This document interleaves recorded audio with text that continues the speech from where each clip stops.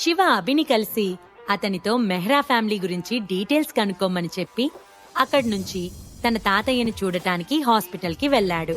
బృందావనం విల్లాస్లో రేణుకాదేవి తన ప్రతాపం చూపిస్తుంది. సెల్వ ఆమె చేసే పనులు చూసి తట్టుకోలేకపోతున్నాడు. మనసులో మాత్రం ఇక శివని ఎట్టి పరిస్థితుల్లో ఈ ఇంటికి రానివ్వకూడదు, అతన్ని అట్నుంచటే తరిమి కొట్టాలి అని అనుకుంది రేణుకాదేవి. ఏంటి, మీరు శివబాబుని వెళ్ళగొట్టేస్తారా అని షాక్ అయి అన్నాడు సెల్వ. ఇదేంటి, నేను మనసులో అనుకుంటే బయటికెలా వినిపించింది అనుకుంది రేణుక. నువ్వు బయటికే అన్నావు అని సీరియస్ గా అన్నాడు శ్రవణ్. అమ్మో, ఈ శివ వాళ్ళ అత్తగారు చాలా డేంజర్ గా ఉంది. శివ ఇంట్లో నుంచి శివనే వెళ్ళగొట్టాలనుకుంటుంది. అసలు ఈవిడికి ఏం రైట్ ఉంది? ఇదంతా కూడా శివబాబుదే కదా, ఆమెకు తెలియదా ఏంటి అని అనుకున్నాడు సెల్వ. అతను ఏం లేనివాడు, అందుకే వెళ్ళగొట్టాలనుకుంటున్నాను. దీంట్లో పెద్ద తప్పేముంది అని నవ్వుతూ అన్నది రేణుకాదేవి. వింతగా రేణుక వైపు చూశాడు సెల్వ.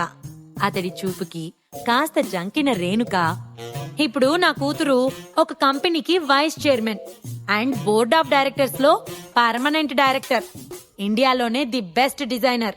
అలాంటిది శివ లాంటి పనికి రాని వ్యక్తి నా కూతురికి సరిపోతాడా? అతను నా కూతురు చెప్పులు మోయడానికి కూడా పనికిరాడు అని గర్వంగా అన్నది. అమ్మా, ఇప్పుడు ఈ విషయాల గురించి ఎందుకు మాట్లాడుతున్నావు అని స్టెప్స్ దిగుతూ అన్నది సురభి. రేణుక విసుగ్గా సురభి వైపు చూసింది. సురభి స్టెప్స్ దిగి వచ్చి సోఫాపై కూర్చుంటూ సీరియస్ గా, అమ్మా, శివ గురించి తప్పుగా మాట్లాడుకు. తను నాకు అసిస్టెంట్ గా చాలా హెల్ప్ చేశాడు అండ్ కంపెనీలో మంచి జాబ్ చేస్తున్నాడు. ఎందుకు తనని తక్కువ చేసి మాట్లాడుతున్నావు అన్నది. అయ్యో పిచ్చి సురభి, శివకి లేడీస్ ని ఎలా లాక్ చేయాలో బాగా తెలుసు. అతను నిన్ను కూడా లాక్ చేశాడు. నువ్వతని తరపున మాట్లాడుతున్నావేంటి? అతను సౌందర్యతో రిలేషన్లో ఉన్నాడని నీకు తెలుసు కదా. అతను బిజినెస్ ట్రిప్ కి వెళ్తున్నాడో లేదా ఎవరినైనా కలవడానికి వెళ్లాడో ఎవరికి తెలుసు అని అన్నది రేణుక.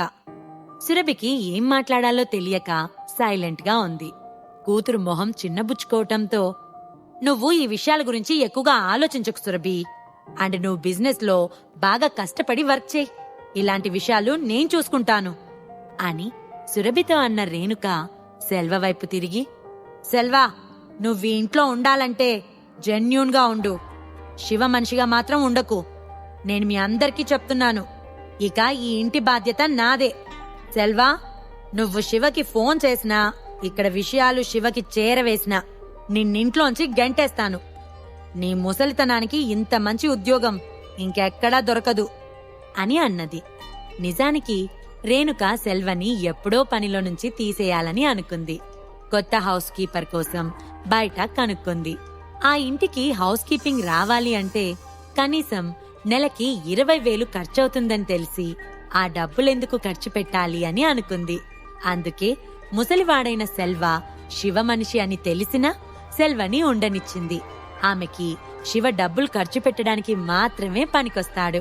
తన కూతురికి భర్తగా, ఆ ఇంటికి అల్లుడుగా అసలే పనికిరాడు. సెల్వ ఏదో చెప్పాలనుకున్నాడు, కాని తడబడ్డాడు. రేణుకాదేవికి ఏం చెప్పినా వేస్ట్ అని అతనికి త్వరగానే అర్థమైంది. అతను తన లైఫ్లో సగం జీవితం పురుషోత్తం ఫ్యామిలీలోనే గడిపాడు. అతను అన్ని రకాల మనుషులని, అన్ని రకాల పరిస్థితుల్ని చూశాడు. అయితే ఇలాంటి మెంటాలిటీ ఉన్న ఇంత షో చేసే లేడీని మాత్రం ఎప్పుడూ చూడలేదు. ఇంతలో సురభి ఫోన్ రింగ్ అయింది. ఆమె ఆ ఫోన్ వంక చూసి ఇబ్బంది పడి, అమ్మా, నేను ఆఫీస్కి వెళ్తున్నాను, కంపెనీలో ఎమర్జెన్సీ మీటింగ్ ఉంది అని చెప్పి ఇంటి నుంచి బయటకు వెళ్తుండగా, గుడ్ లక్ సురభి అని హ్యాపీగా అన్న రేణుకాదేవి సురభి అటు వెళ్లగానే తన ఫోన్ తీసుకుని హ్యాపీగా సోఫాలో కూర్చుంది.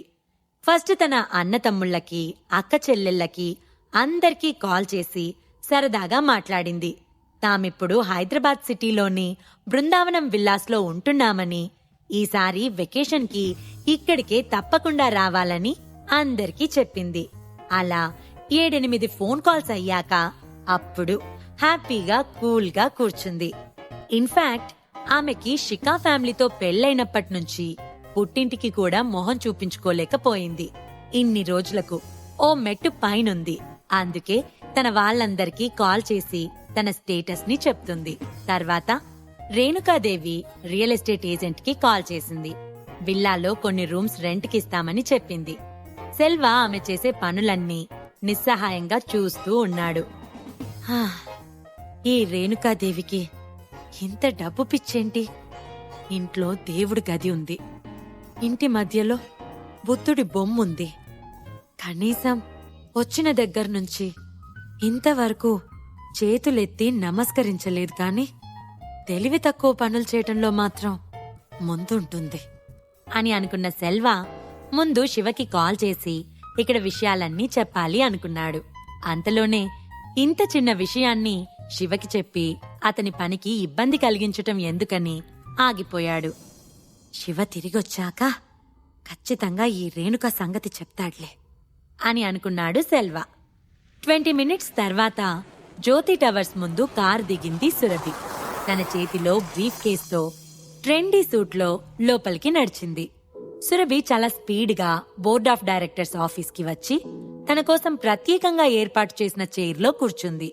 ఆమెకి కాస్త అయోమయంగా అనిపించింది. అకస్మాత్తుగా board of directors emergency meeting ఎందుకు ఏర్పాటు చేశారో సురభికి అర్థం కాలేదు.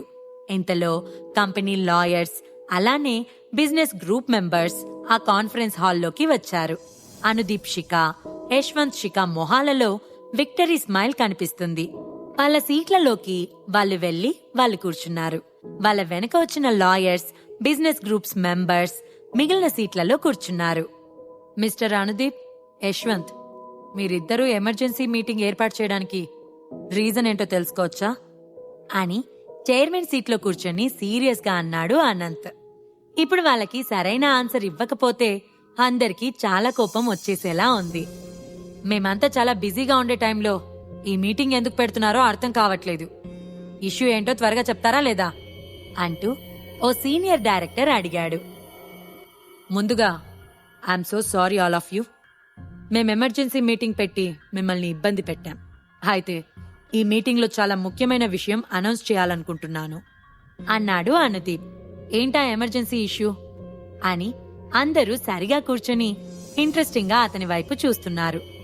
మిస్టర్ అనంత్, మీరు చైర్మన్ పొజిషన్ నుంచి తప్పుకోవాలి అని చిరునవ్వుతో అన్నాడు అనుదీప్. అనంత్ మొహం చిట్లించి అనుదీప్ వైపు చూసి ఎందుకో తెలుసుకోవచ్చా అని అడిగాడు. ఈ ప్రశ్నలకు సమాధానాలు తెలుసుకోవాలంటే నెక్స్ట్ ఎపిసోడ్ వినాల్సిందే. క్రింద ఇచ్చిన లింక్ ని క్లిక్ చేసి పాకెట్ ఎఫ్ఎం యాప్ ని ఇన్స్టాల్ చేసుకోండి. Stay tune to pocket FM.